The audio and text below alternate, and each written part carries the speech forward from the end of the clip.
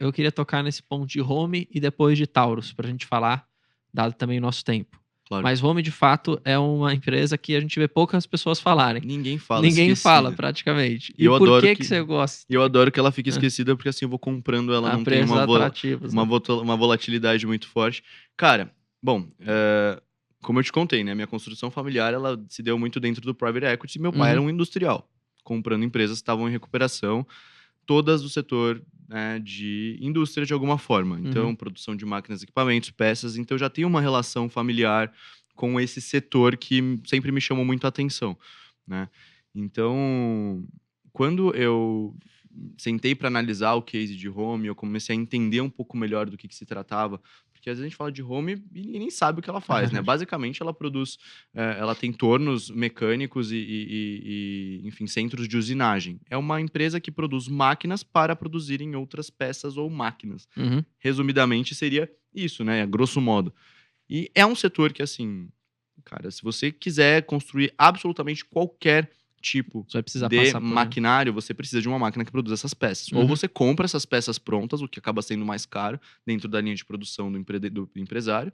E não estou necessariamente falando do cara da VEG, eu estou falando do empresário ali, do pequeno empresário, que às vezes fornece peças, sei lá, para uma Scania, que fornece peças ali automotivas para outras coisas.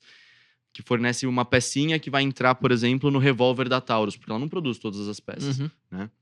Então, inclusive, Home usa-se máquinas Home para produção de várias linhas industriais, inclusive a própria Taurus. Então, você precisa desse setor. Ele não é um setor perene, como a gente pode imaginar, porque não é um setor que é inelástico à demanda. Tem uma elasticidade, sim, tem a sua volatilidade. Ou seja, não distribui tanto dividendo, mas se distribui, ele também acaba sendo bastante volátil, não? É aí que é interessante, porque no estatuto eles têm um comprometimento de distribuição trimestral de proventos. Então é uma empresa familiar, né? Uma empresa de Santa Bárbara do Oeste, que foi fundada em 1930 e, como uma coisa que eu já disse em outros podcasts, é uma empresa, assim como a Klabin, que os donos originais precisam que essa vaca dê leite para que eles o bebam, né? Eles vivem desses proventos, de certa forma. Então, eles têm um compromisso muito forte com a distribuição de provento. E eu gosto de participar desse compromisso deles faz sentido, e também receber a minha fatia. Até recentemente, ela estava sendo negociada aí num horizonte próximo, né? Abaixo de R$12, 11 e pouquinho, que trazia um yield de quase 10% para um case. Então, ela comprada numa margem de segurança apropriada... Te dá um bom yield. Combinada com o programa de distribuição, de bonificações que ela tem feito nos últimos anos, ela chegou a fazer uma bonificação de 30% há uns 2 anos atrás. 2 ou 3 anos atrás, se não me falha a memória. E ela fez mais uma de 10%. Para quem está assistindo a gente aí, uma bonificação é quando você recebe mais ações por ser dono de uma posição acionária. Então, você acaba tendo ali, inclusive, quando ela entra na sua conta, você pode transformá-la num dividendo sintético, vamos dizer assim, e usar esse dinheiro como um complemento ao provento inicial. Quando você junta essa bonificação anual com o pagamento trimestral de provento, você pode chegar num valor que vira um yield bastante interessante, principalmente dependendo do preço médio que você adquiriu, né? Então, para quem quer manter a posição se acumulando, você vai ganhar mais dividendo, você vai ter mais ações. Essa última bonificação foi um pouquinho mais discreta, foi só de 5%, que vai acontecer agora no fim desse mês. Mas no ano passado foi de 10%. Tem um histórico de bonificação. A empresa passou por um processo de reorganização, né? Principalmente durante aquela fasezinha chata que o Brasil estava vivendo ali de 2010 até 2016.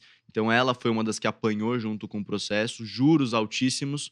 Ela é uma empresa sensível a juros pelo único e exclusivo motivo que o empresário ele vai comprar menos máquinas e quando ele for fazer o financiamento, não estou falando que é o financiamento de um carro popular, é um financiamento de uma máquina que às vezes custa 500, 700, 800 mil reais para um pequeno industrial comprar uma máquina mais moderna. Ele não vai fazer isso com uma taxa de juros de 15% ao ano, como a gente viu aí alguns anos atrás, né?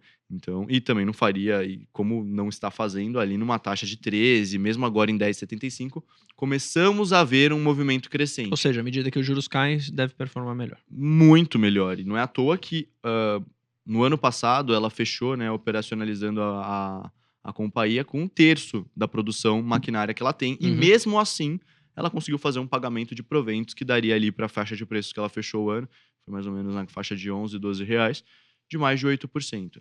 E aí o convite que eu faço a quem questiona a minha tese em home é: se com 1/3 da produção dela ela ainda conseguiu gerar lucro suficiente, com os juros a 13,5%, que Imagina foi o quando o ciclo que cenário ela vira. pegou, ela não estava ela estava mais complicada, digamos assim, com uma situação mais apertada, ela ainda conseguiu entregar esse tipo de resultado, né? Tudo me leva a crer, e aí fica parecendo realmente que é palpite. E é mesmo, porque a gente não tem como prever o futuro.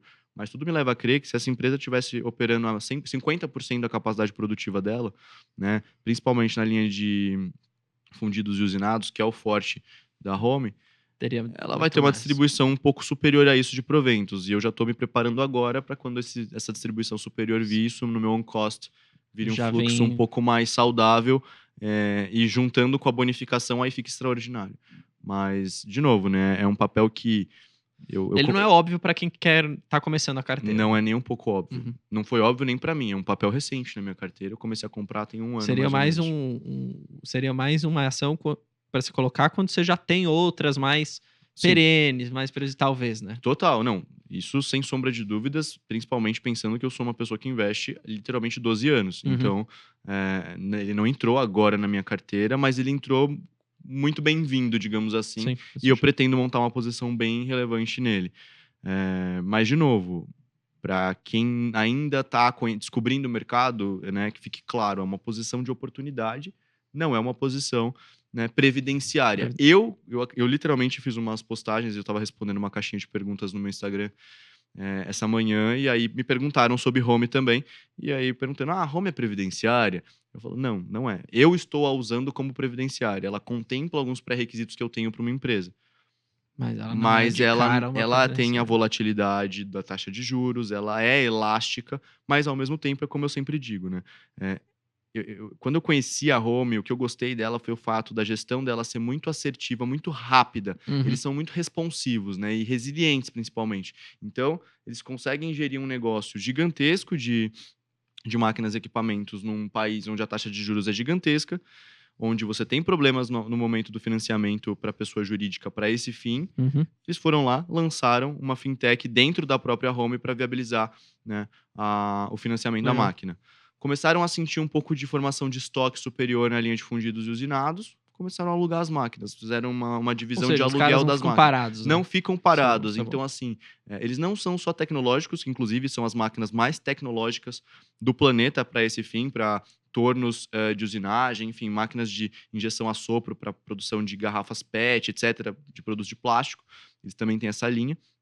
Ainda tem uma linha na Alemanha. Não, se começar a falar aqui, eu Um monte de vou coisa. passar o podcast só em home, mas eles têm a linha BW também, que é uma divisão Legal. internacional que eles compraram inicialmente na Alemanha, para que os produtos conseguissem ser distribuídos também na Europa. Então, ela é uma empresa, de certa forma, ali, a gente poderia chamar 30% da receita dela é eurizada. Pô, Né? legal. Então, acho bem interessante o case, e eles não são são líderes tecnológicos para as máquinas que produzem, mas eles também são tecnológicos em processos internos.